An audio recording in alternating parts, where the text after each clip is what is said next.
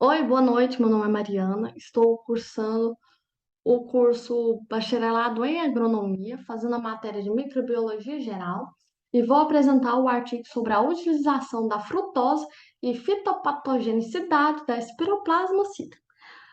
Spiroplasma citri é um molicúlio patogênico de plantas, recentemente chamado o não fitopatogênico. E Spiroplasma citri, um mutante GM553, obtido pela inserção do transposon de TN4001 no primeiro gene da operofrutose. Foi um experimento sobre a utilização das plantas periwinkle, boa noite, que chama, que foi utilizados as cigarrinhas para que a, o Spiroplasma citri chegasse às plantas e assim causasse os efeitos, ver se os sintomas. E os molicúcios são procariotos sem parede filogeneticamente. E a frutose reverte rapidamente para a frutose mutans. E os sintomas rapidamente se tornaram graves nas primeiras semanas. Aqui mostra o print do artigo e diz assim que embora esse espiroplasma tenha sido isolado pela primeira vez das plantas laranjeiras doces, afetadas pelas doenças teimosas, a gente infecta muitas outras espécies de plantas, além de citrinos, incluindo a periwinkle, que foi a planta utilizada no experimento. E o fitoplasma, o segundo grupo de molísseos genéticos de planta também são transmitidos de plantas para plantas pelas cigarrinhas que se alimentam do floema da planta. A introdução. Spiroplasma citra é um molicúlio patogênico de plantas. Mutações adicionais da frutose operam foram produzidos por disrupção genética ou seleção de linhagens espontâneas. O comportamento desses mutantes espiroplasmas nas plantas periwinkle, boa noite, foi estudado via cigarrinhas. A frutose reverte rapidamente para frutose mutans e os sintomas rapidamente ocorreram nas primeiras semanas. A utilização da frutose pelo espiroplasma pode prejudicar a carga de sacarose nos tubos de peneiros pelas células companheiras e resultar no acúmulo de carboidratos nas folhas.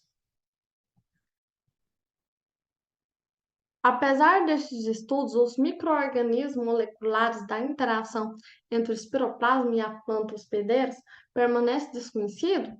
Sim, o mutante GMT553 foi obtido pela inserção aleatória dos transposon TN4001 a partir do genoma da linha tipo selvagem G23, que foi o mutante que gerou mais sintomas na primeira semana e na sexta e sétima semanas. Embora tenha sido induzido na primeira semana de transmissão do inseto, que levou 4 semanas para sintomas aparecerem, que o floema, os fotossimilados, as células vivas têm citoplasma, mas não tem núcleo. Isso precisa uma célula que tem pouco protoplasma. Como considerar o tráfego de fotossimilados que são produzidos numa folha. Objetivo: induzir nas plantas boa noite, Spiroplasma citri. E as mutações adicionais da frutose operam e comportamentos behavior, plantas infectadas através de cigarrinhas com os mutantes. Plantas foram analisadas quanto à sua capacidade de usar glicose e frutose e os seus títulos, mudança de cor. Aqui nessa imagem aqui mostra bem a diferença aqui entre essas plantas. Começaram com um tom verde da planta normal e aqui na figura B já começou com resultados nas pequenas folhas. E na C já ocorreu o amarelão, na D já também começando o murchamento das folhas, É o amarelão já tomando conta das folhas e no experimento FGHI já as plantas já estavam tomando conta pelo amarelão e o murchamento e elas não estavam crescendo também. Materiais e métodos. Materiais e métodos foram utilizados mais de 6 métodos. Citamos, eu coloquei só um, mas tem cepas bacterianas de Plamide, métodos de ADN, fermentação de carboidratos, e entre outros. E esse que eu coloquei foi o método de ADN. Espiroplasma cítrio foi isolado, a cultura do espiroplasma 30 ml foi coletada por centrifugação e ressuspenso em 270 o L-sulfato de sódio a 10% e incubados 30 minutos a 37 graus Celsius. Em seguida, o DNA foi ainda purificado por desproteinização de fenol clorofórmio e precipitação de etanoacetano. O fragmento de DNA restrito foram separados por eletroforose em gel de agarose, manchados por membranas de nylon carregados pelo procedimento de transferência alcalina.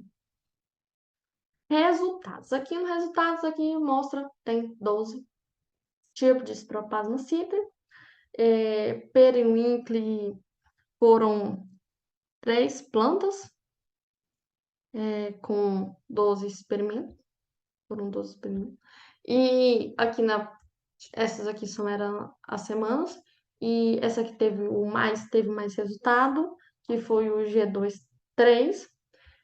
Aqui também teve mais resultados. Aqui na segunda, 2 mais, também um pouco. Na segunda semana, no terceiro também teve mais resultados. Agora na quarta, na quinta, na sexta, observa que o resultado foi bem efetivo mesmo. Que apareceu bem os sintomas nas plantas. E aqui é quase a mesma tabela. Fitopatogenicidade e reversão de Spiroplasma cítrio espontâneo xilitol mutante resistente ao xilitol 3. Aqui mostra que na segunda semana teve 2 mais, depois concentração de UFC, que foi essa, na segunda e na quinta semana. E tipos de açúcar importante para a patogenicidade, espiroplasma produz muitos nas semanas, que produziram muitos açúcares nas semanas. A frutose. Espiroplasma citra é um procarioto sem parede celular e fica, no entanto, o procarioto nas semanas, 2 semanas já tinha concentração já do gene. E aqui, esse gráfico aqui explica que todo o processo de patogênese de espiroplasma envolve um vaso condutor. Toda planta tem um vaso condutor. E todo composto açucarado conduz energia, a substância açucarada tem que passar por membranas de células. E o ATP, entrando vias de degradação da enzima, formando outros compostos, a glicose, gerando ATP, como mostra aqui aqui, como mostra.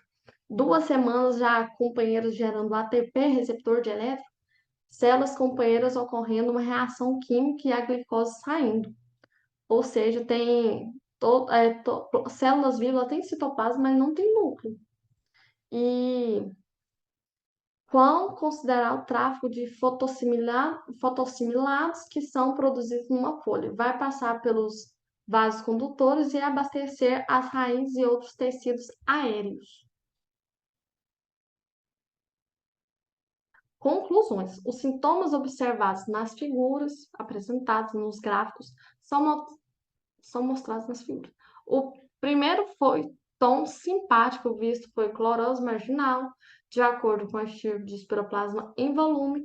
Os sintomas permaneceram leves ou foram graves, com folhas jovens, cloróticas, assimétricas, que umas maiores que as outras, que não cresceram, e clorose leve em folhas velhas, seguidos por folhas amarelas sistêmicas. A última etapa foi o murchamento letal das plantas, que ocorreu na Periwinkle. Boa noite. Quero dizer boa noite.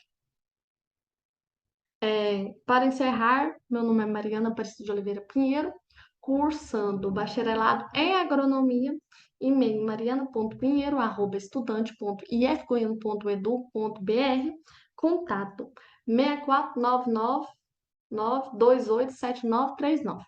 E assim encerro, muito obrigada.